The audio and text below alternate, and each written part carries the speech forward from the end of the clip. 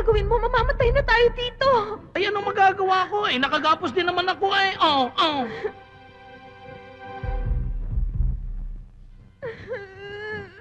Kadala.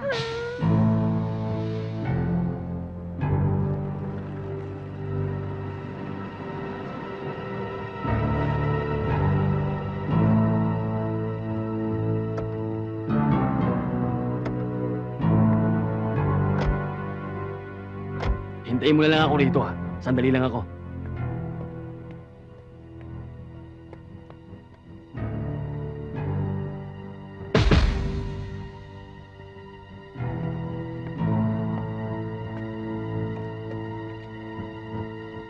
Bambino, nakausap mo na ba ang bibili ng ating epektos? Opo, Papa. Pero kinakailangan daw na may deliver natin bukas.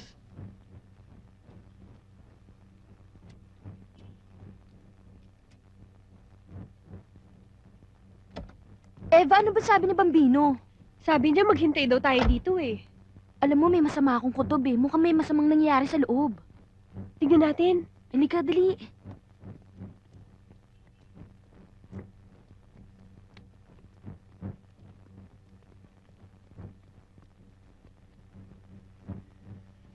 Nasaan ang bote ng alak na? Halika na. Sabihin mo na. Sana namili kayo kahit plastic. Para malaki naman ang tubo natin. Eh, kagaya... Ano...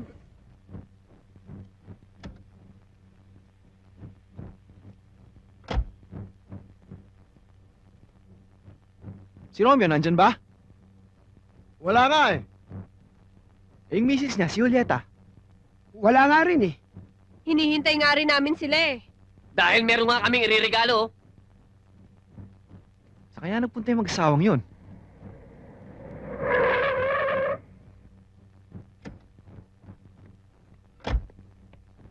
Nasaan si Romeo? Gusto kong kausapin yung Romeo na yan. Wala rin daw si Romeo dito eh.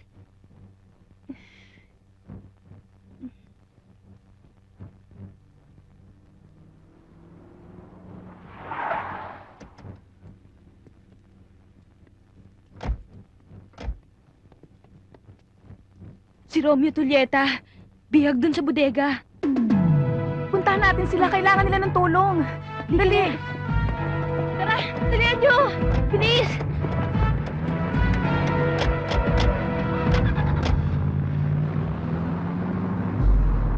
Julieta, isa akong taong honorable. I'm a man of respect. Kagalang-galang, mahinahon, at higit sa lahat, mahaba ang aking pasyensya. Kaya lang, pag nagalit ako, hindi ko alam kung anong nangyayari sa akin.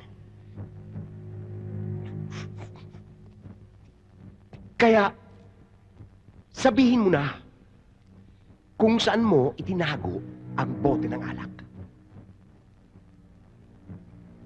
Dahil konting-konting pasensya na lang ang natitira sa aking katawan.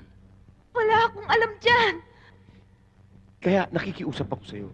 Please, sabihin mo na. Kapag naubos ang pasensya ko, nasisilo ko eh. Nawawala ako sa aking sarili. Ay, talaga namang wala kaming alam eh. Ayaw mo pang magsalita?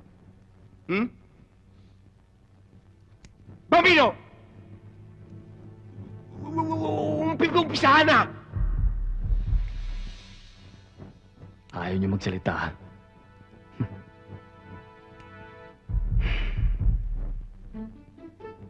Tingnan natin ang tigas niyo.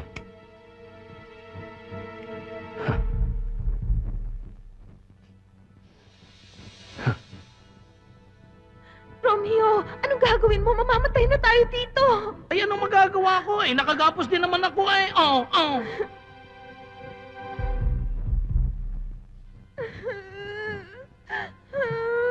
Wag ko.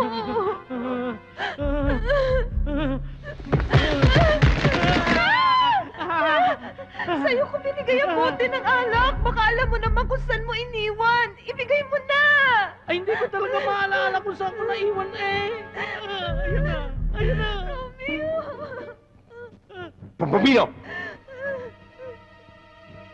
Hayaan mo na ganyan yan. Mapuputol din yan ng kusa. Lika, mag-uusap tayo.